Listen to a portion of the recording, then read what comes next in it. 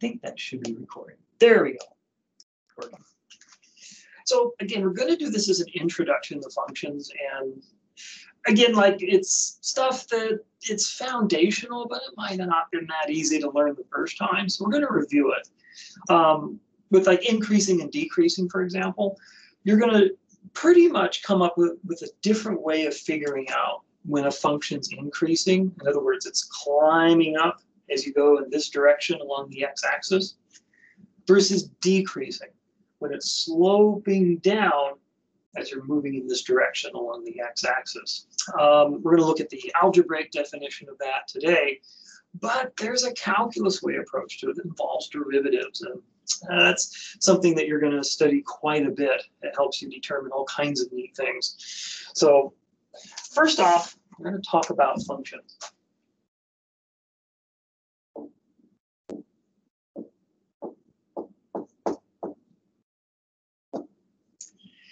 And the idea of a function is this thing y equals f of x.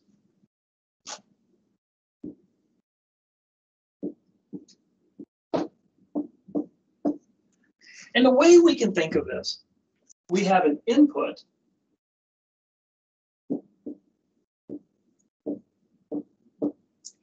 some raw material x. We put it into a factory f, and then it comes out with an output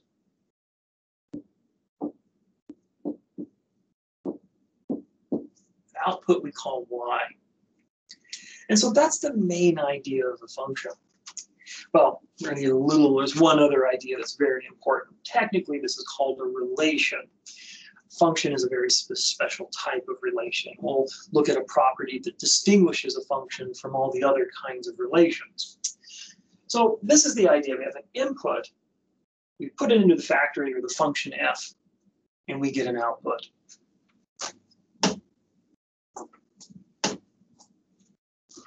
Now, usually with x, or the inputs, we're free to choose those inputs.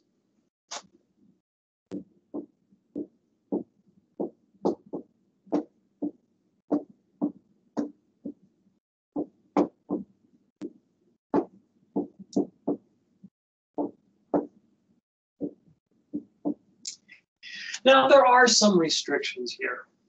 You don't want to use inputs that cause a division by 0. For example, if you are, let's say you're baking bread and your input is dough, and you input the dough into the function called the oven. And so the output is baked bread. So you can put different types of dough into the oven. You could put, say, rye, you can go for sourdough. A bad kind of dough, gravel. Not a very good kind of dough to make bread from, usually. So that being the case, there are certain things that we don't want to put in there that aren't in what's called the domain of that function. We'll talk about that in just a second. But of the allowable things, say rye, wheat, sourdough, you're free to choose amongst those. But once you commit to a certain type of dough, once you put in, say, sourdough, you should expect sourdough to be the outcome. Once you've committed to the input, the outcome is going to be determined. So since we're free to choose the inputs, we call x the independent variable.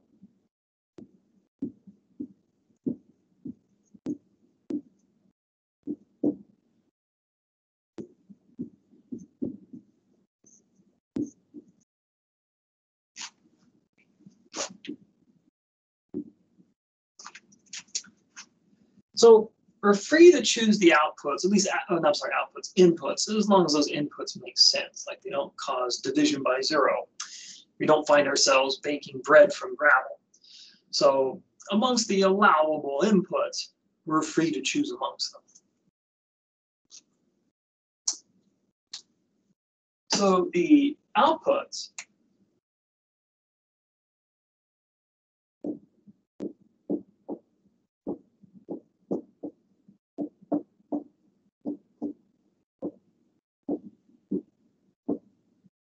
They're determined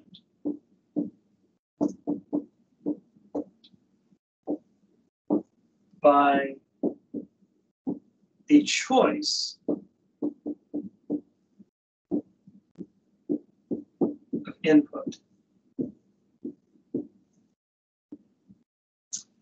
So what we get as an output will always depend on what we put in as an input. And so we call y the dependent variable.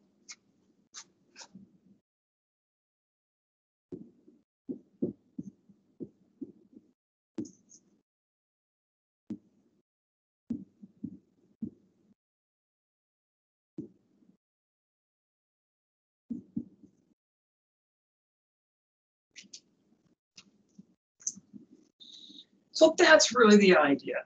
We have some inputs, we put them into our little factory or into our oven, and what will come out will be outputs based on what we used as inputs.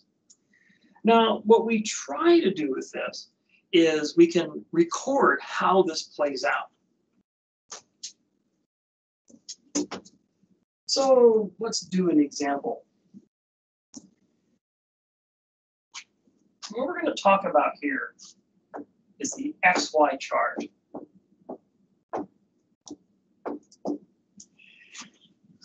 This is a good way really to determine what a function does. And when we're asking questions like, what does a function look like? It's the XY chart that ultimately tells us. Now we use it with what's called a graph. We're going to graph these functions. But we start with the XY chart to help us figure out what will be the points on this graph. So if you're given some crazy function like f of x is the hyperbolic cosine of the natural logarithm of x divided by e to the 3x squared, that's bad news. But you can list x values, and then you can derive your y values. It'd be a painful derivation, I imagine. But, well, we can do that. So, for example, and we can use this to generate points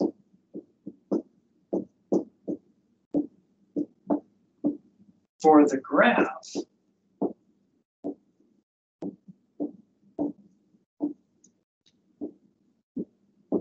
of our function.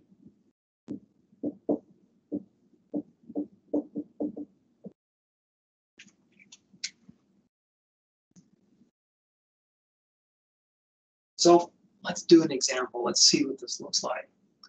So we're going to generate the points for the graph of our function. And then once we have a picture of our function with our graph, well, we can kind of memorize that graph and have an idea of what this function always looks like. Well, unless we make some changes to it, which we'll do in the second section.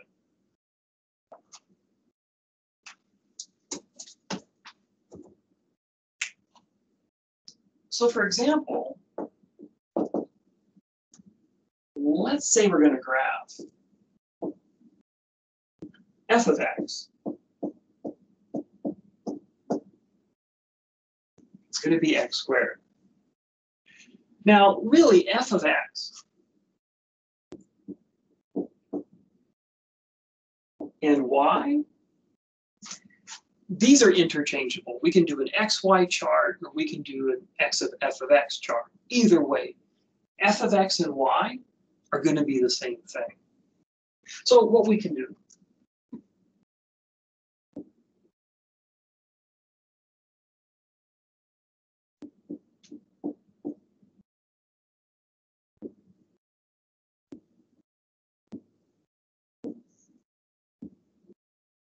so this is going to be our chart.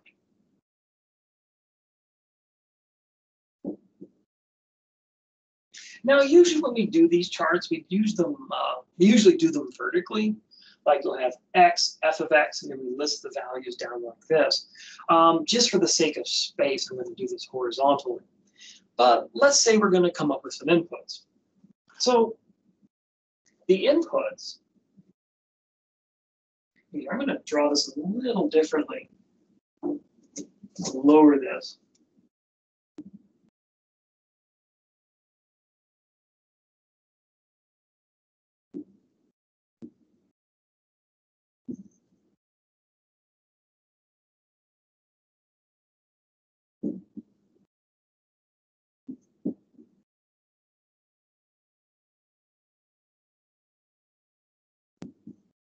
So this is going to represent our inputs. This will represent our outputs. So for inputs, you can choose anything, really. Again, this is the independent variable. We can just choose what we want, I mean, provided it doesn't cause division by 0 or the square root of a negative number. So we're going to choose these inputs. Now, there's various reasons why you might choose these. I like having 0 and then, say, 2 numbers on one side of 0, 2 numbers on the other side of 0. Or we could have chosen 0, have 10 numbers on this side and 10 numbers on the other. For some graphs, it's actually going to make sense not to have 0 here and then numbers on either side. It might make more sense to have 5 here and then numbers on either side. But we'll run into those later. So f of x, how do we compute f of x? Well, for x is -2, we replace x with -2. So instead of f of x, we have f of -2. And we're going to take this x, and we're going to square it. Now we're going to square the entire -2, the 2 and the negative sign. So we're going to get 4. Because -2 times -2, which is -2 squared, is 4. Likewise with -1.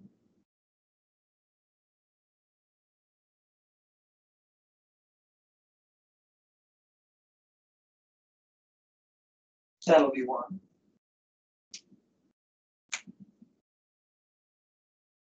And then 0. And again, wherever we see an x, we're going to replace it with whichever number we're working with. So this is sort of your sourdough, your rye, and your wheat.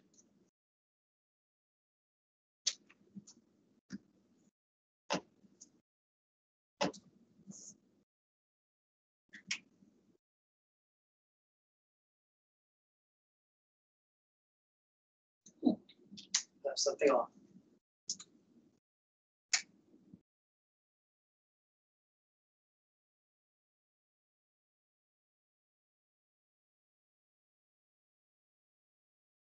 So 1 squared is just 1. And then for x's to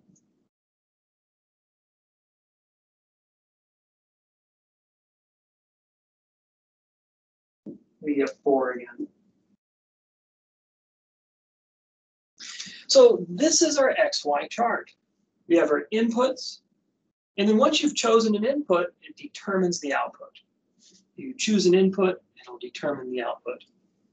So that's how we can get some idea what this function's actually doing. Now, I'll be honest, if you're just looking at numbers in a chart, I don't know, that doesn't really tell me a whole lot at all. So what we're going to do is graph this. Graphing this will, for some folks, is going to make this function have a kind of personality. So let's take a look. What does this function look like under the lens of a graph?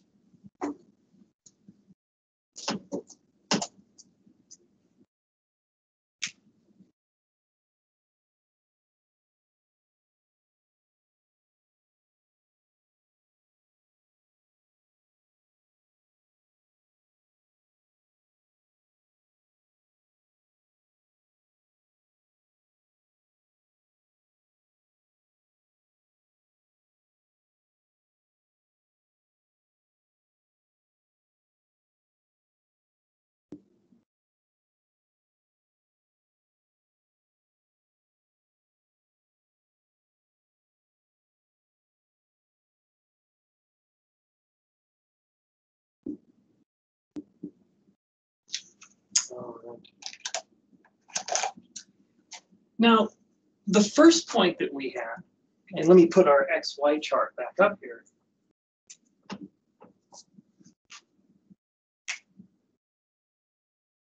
Or more particularly, xf of x.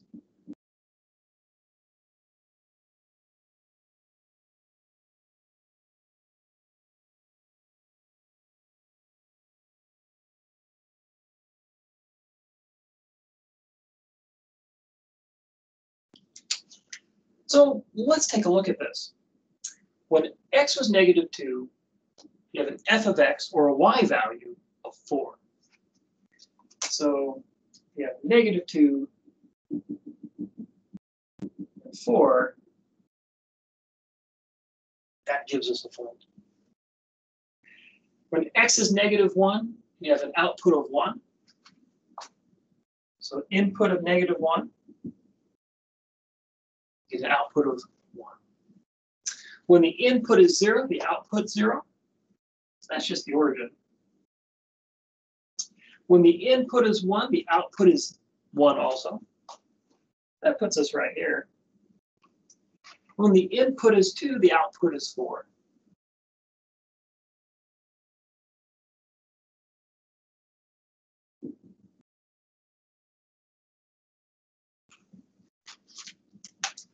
So that's how we generate these points. And you can think of this as the x-axis for inputs. And this is the y-axis for outputs. Or you can just call it the f of x axis. That's fine as well. And you'll see that used. You'll sometimes see a little x here and a little f of x instead of a y. You'll see that also. And so what we do when we come up with a graph, we graph from left to right. Now what that means is we connect the dots as we go from left to right. So we start here. As we go from left to right, there's our next dot. So we do that. Left to right, there's our next dot. And so on.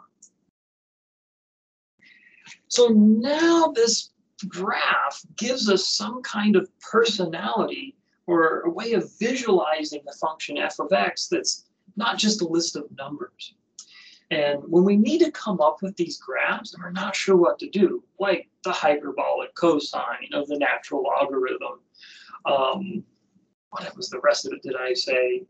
Divided by the exponent of 3x squared. When you get something like that, you're like, oh my gosh, what does this look like? If you need to, you can always fall back on your xy chart or your f of x chart and then generate some points and graph those points. Now, if you have a graphing calculator, this is much easier. You can just input the function and then the calculator will come up with some inputs, generate some outputs, and graph those for you. But that's another story. We'll talk about that in section 4. So any questions about that?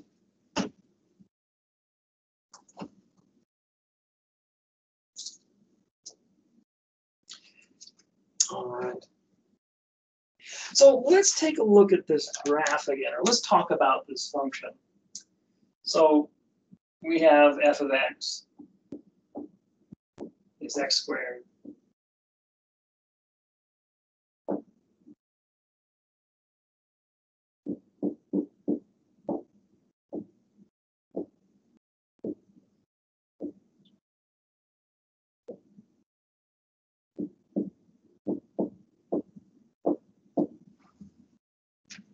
So the outputs for this.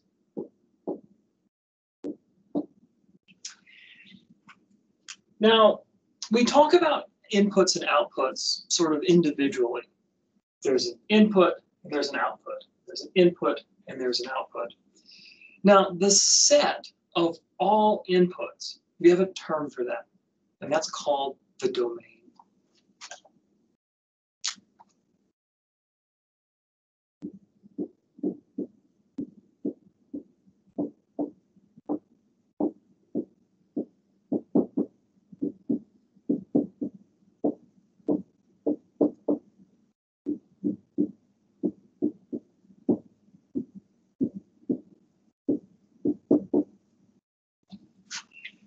And then the set of all possible outputs, these plus all the numbers, oh dear, I made a mistake. That's 4. Keep in mind, 2 squared is going to be 4. Well, if we gather up all the possible outputs, these numbers numbers that keep going in this direction, that keep going in this direction, numbers that are in between these numbers. That's going to be the output set or the range.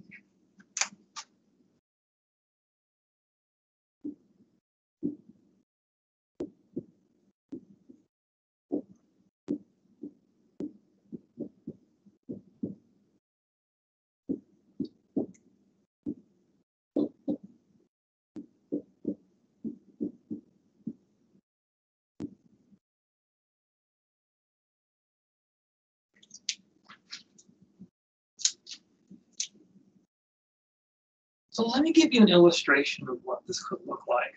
Now, we could say this is the domain of our function, and we could say this is the range of this function. I'm a little hesitant to do that. The reason is this. It's all possible inputs, for example. There are far more inputs we could use just than -2, -1, 0, 1, and 2. Again, numbers in between those numbers, numbers smaller, numbers bigger. So when we talk about domain, this is just a subset of the domain. This would be a subset of the range. It's only part of the range. So let me give you an illustration of what domain and range can look like.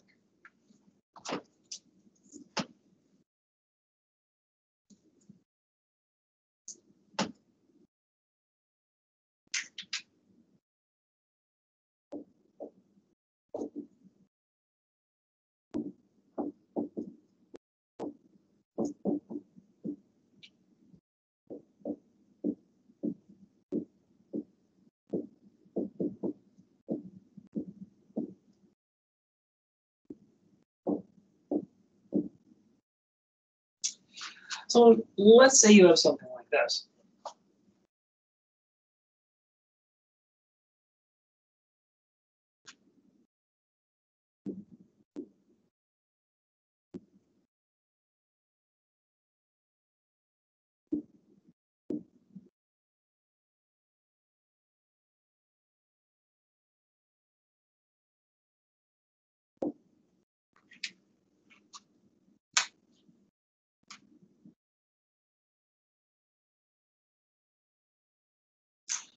Let's say we have a function that starts at this point, 1 and -1. X is 1, Y is -1. And then it does something like this.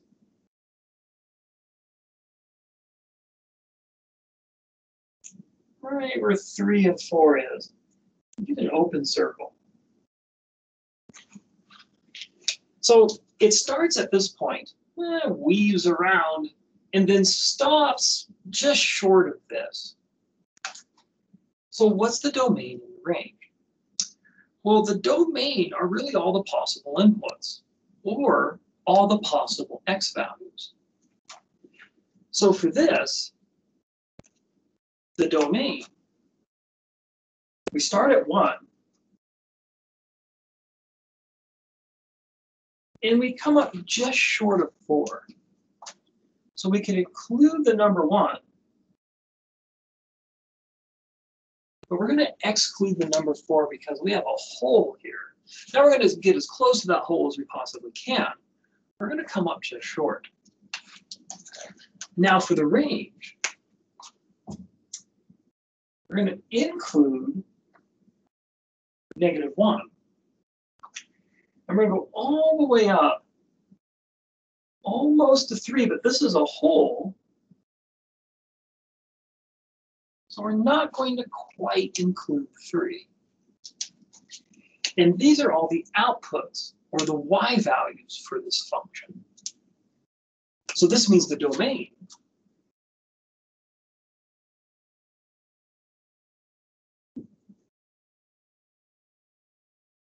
is 1, 4. And the range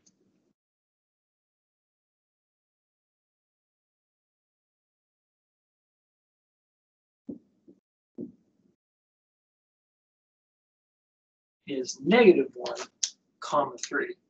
And note that we include on the domain the 1, because this is a dot here. because we get to claim that dot as part of our function. But we have to exclude 4 because this dot here at 4, it's hollow. It means we don't get to include it. Now for the range, we get to include -1 because the dot is solid. We have to exclude 3 because the dot is hollow. And so that's why we include -1 and exclude 3. So any questions about that? All right. Let's see. So let's say we have something like this.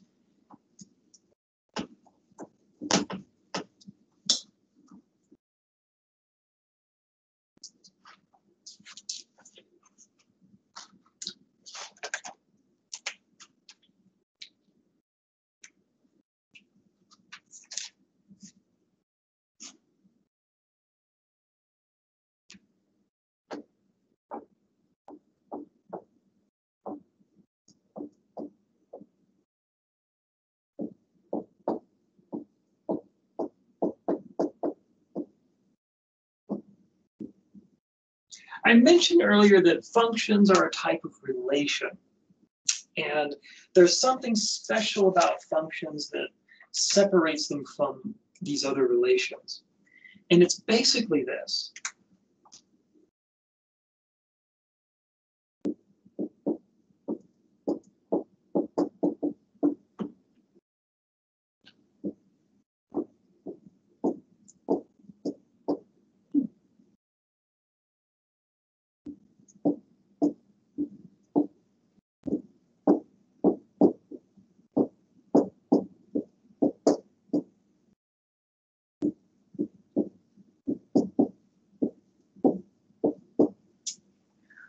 A function produces one output for each input. So you might have seen this kind of thing before. The reason we're interested in functions and why we care about this particular property is, especially when we're dealing with physics, we usually deal with time. And one of the things we're interested in the field of mechanics, and again, when Isaac Newton was working on calculus, he's trying to figure out where planets are traveling in space. So if you're studying the planet Mars, well, Mars at a given time, so let's say time is our input, and we have a location function. So at a given time, where's Mars going to be? Well, it's going to be at one location. So for each input of time, we get a unique location for Mars. Now, we have a problem though if I input a time and I get 2 locations for Mars, like over here and somewhere on the other side of the sun. That's going to be a huge problem. And we actually call that math ambiguity. So the idea of functions is that you have one input and then you're going to get one output. Another example is, say you're working and you get a job at a restaurant and they say to you, we're going to pay you $5 an hour. You say, great. And then the manager says, but sometimes we pay you $3 an hour. And you don't know what time you're going to get 5 and when you're going to get 3. You just show up and you'll get 5 or you get 3. So your pay is ambiguous. You're going to put in the same amount of hours each day, but how much you're going to get paid, you don't know. It's kind of random. So the idea of function is when you put in an input, you get one output. You can predict what's going to happen. So an example. Here's a function.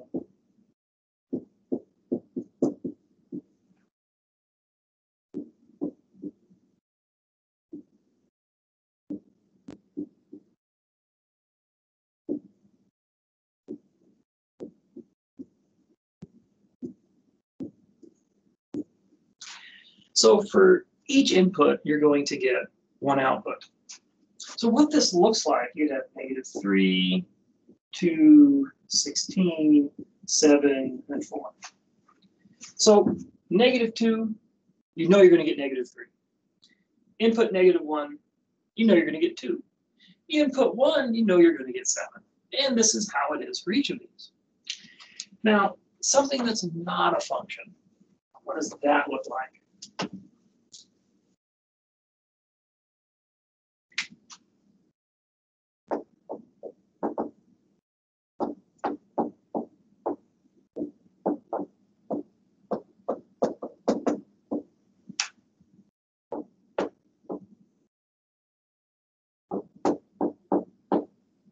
And let me add one more here. I want to put in one more thing.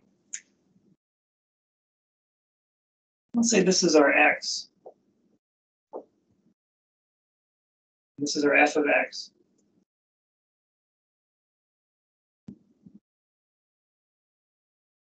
You might have seen a graph like this. They're sometimes called arrow graphs or domain range graphs.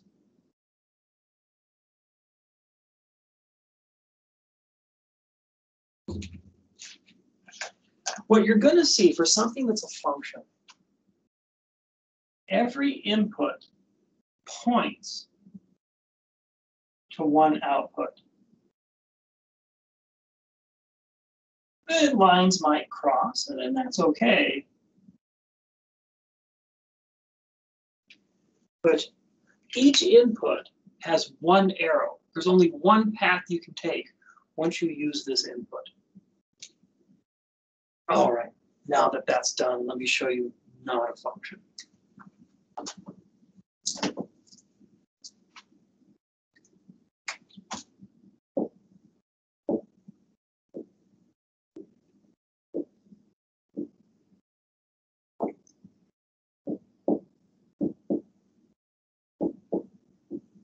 It's not a mistake. I know I've got -2 twice. Now let's say we get something like this.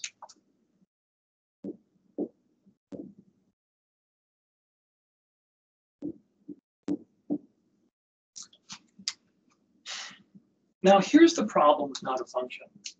If you input -2, one of two things will happen. You can put in -2 and end up with a 4, or you input -2 and you get a 6. So what this looks like in terms of a domain and range graph.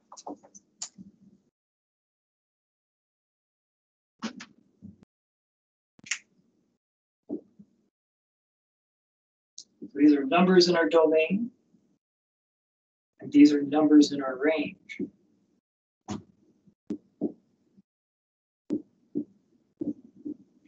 We're going to list them once.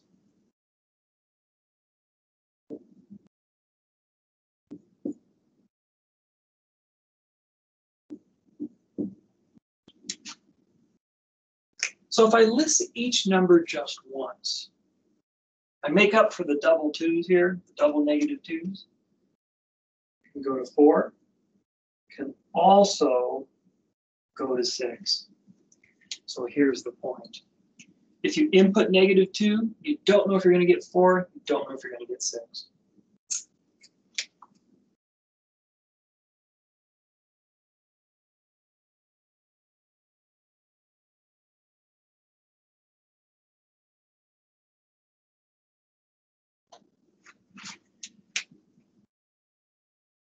So those double lines tell you when they're coming from an input, that means you don't have a function. Now, graphically, we can see this. You can graph relations just like you graph functions using an XY chart.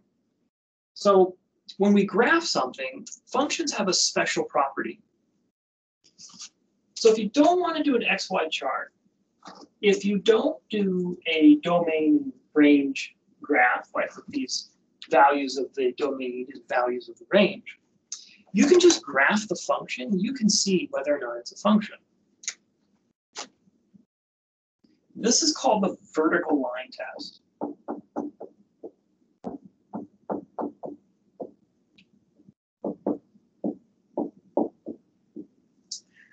What this says is that if a graph or a function is a function, then not just a relation, if you draw a vertical line anywhere, it'll intersect that graph only at one point.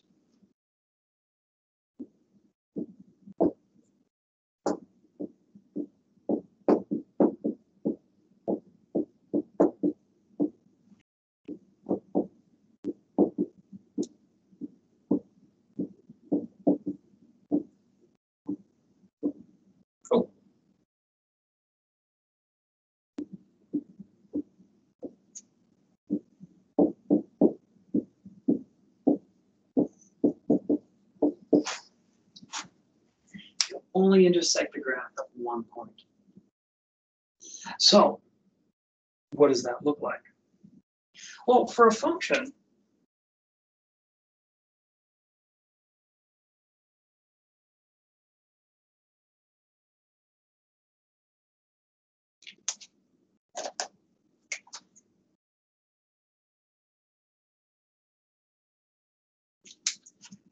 that means wherever we put a vertical line, it's only going to cross the graph at one place. So if we put a vertical line, say here, one intersection, here, one intersection, here, one intersection. Now, if we do this though,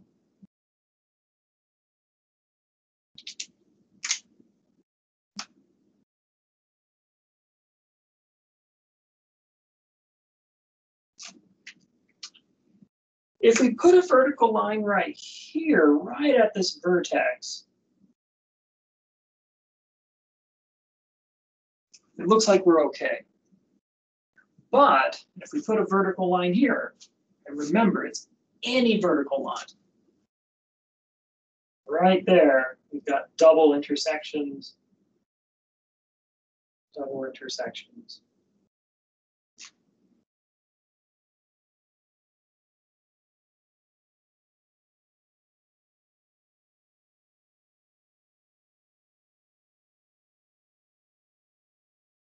And all you need is just one double intersection for this not to be a function.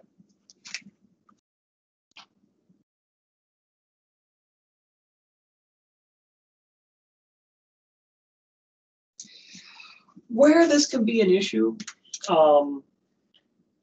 if for some reason you do have this would be a relation, it'd just be a plain relation. You just have to be careful with your integrals in this case. One way to deal with this, if you're dealing with integrals or derivatives, is you want to find the rate of change, and that's what derivatives do. We're going to learn about this in calculus.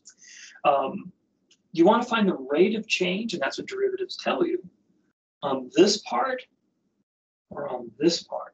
And so what you might have to do is break this up into this function or into this function, and then compute your derivatives. Same with integrals as well. You would have to do something like that also, or something to keep in mind. So this idea of vertical line test is going to be important, because if we have a function that's like that, or a relation, I should say, do we want to find the rate of change of this or the rate of change of that? Because if we just choose an x value here, well, that's the input. Well, do we want these output or this output? Which one do we want? $5 an hour, $3 an hour? They want the rate of change of these outputs or the rate of change of those outputs. So this can become an issue. And so one way of dealing with this is we just choose, do we want to work with this or work with that? And then we apply our calculus afterwards. Anyway, moving on. Any questions about that? All right. So increasing and decreasing. So we won't get through 1.1 today, which is all right. 1.2 isn't too, we can do that tomorrow with 1.1. But I think we have time to look at increasing and decreasing. Now, again, this might be kind of like, why, okay, what does this do with calculus? Well, again, this is going to go back to derivatives. Derivatives tell us about the rate of change of a function, particularly how are the y values or the f of x values changing as x increases. And we have a way of doing this in algebra called the average rate of change, and we'll talk about what that is.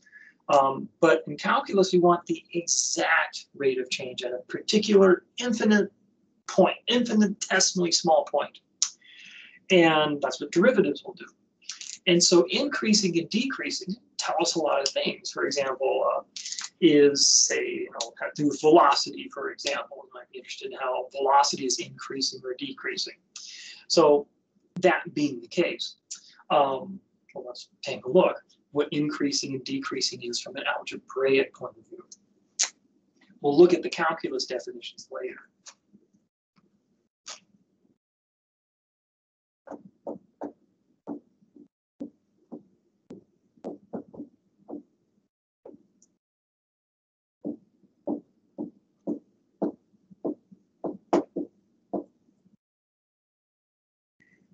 So first, let's go with increasing.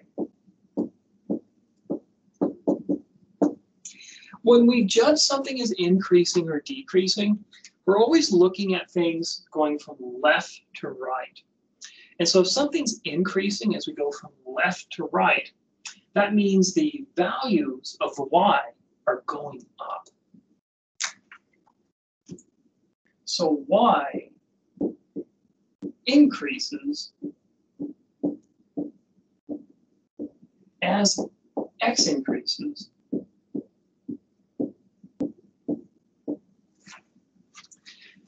Now there's a formal definition for this. So I'm going to give an illustration of it.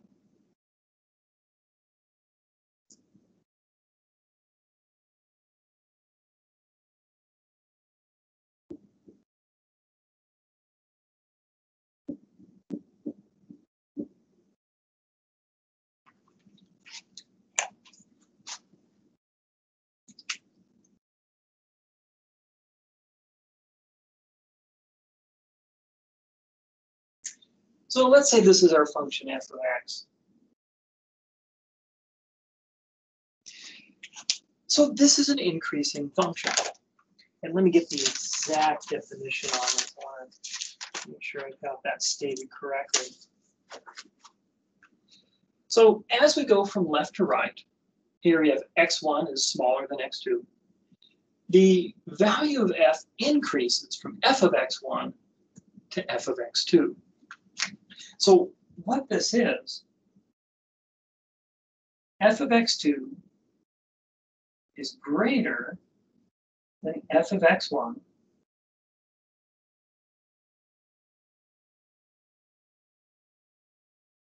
whenever x1 is less than, well, let me put it this way. Well, I'll use the weighted both ways. And x1 is smaller than x2. That's a way of sort of writing this picture out using mathematical symbols. x1 is smaller than x2. Well, we have f of x2 is bigger than f of x1. That means increasing. So that's increasing. What about decreasing?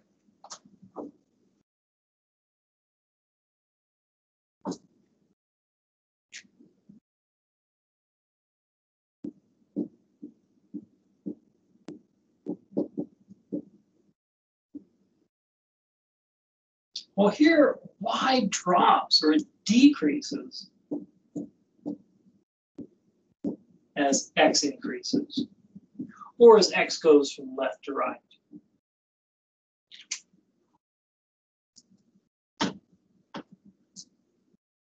So basically, as x increases, going from left to right, your y values are going to drop down.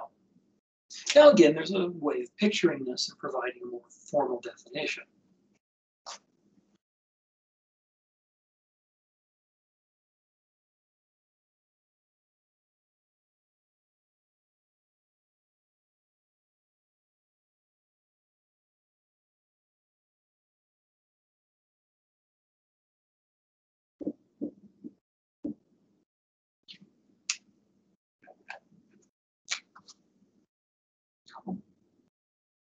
Let's switch things around here. This is going to be f of x1, and this will be f of x2. So f of x1, f of x2. And let me show you why. For a decreasing function, we're going to start out high. We're going to finish low.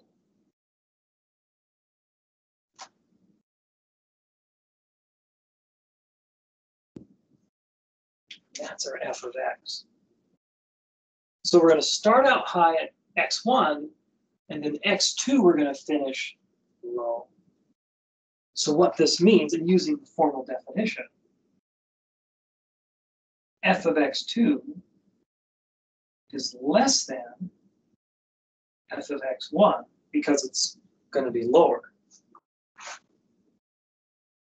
Again, whenever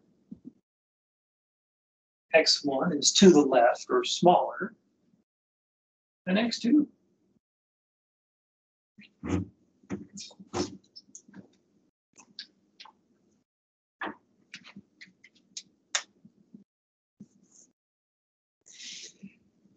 So that's what we mean by decreasing. Now, again, this is going to be something we deal with calculus, particularly what's called the first derivative. And instead of using these definitions that we use in algebra, we're going to use the derivative to determine if something's increasing or decreasing. And the way we do this is we take the first derivative of our function, f of x. If that first derivative is positive, that means we're increasing. If the first derivative is negative, we're going to be decreasing. And if the first derivative is 0, it means we're flat or horizontal. But again, that's for another time. So a lot of these things that we deal with in algebra, we're going to have some calculus alternatives to them. At least, okay, maybe not everything. So I should be careful with that, at least with increasing and decreasing. Now, let's see, how are we doing on, oh, it's time. So that's going to have to be it for today. It's 2:40. And again, today, first day is just technical things where we're trying to get everybody signed up in my math lab. And again, if any questions about that, let me know. Other than that, we'll finish section 1.1. We'll probably get 1.2 and done on Wednesday. And that's going to be it. The homeworks are up. They are assigned. If you want to go ahead, get ahead, do that. Because it is kind of a review. You don't have to do that, though. But we'll finish 1.1 and 1.2 on Wednesday. And unless you have any questions, I'll do some more examples. There's a problem I want to do with domain and range. Kind of a tricky one. Domain's not too difficult to figure out. Range can be a little tricky. That one, there's not always a clean way of doing that. So there's a problem in particular from the homework I want to go over that's it's kind of a messy one when it comes to range. So we'll get back together on Wednesday, and if you have any problems accessing the web, the My Math Lab rather, or with the lecture or anything like that, let me know. Otherwise, it's great to have you in the class. I look forward to seeing you on Wednesday.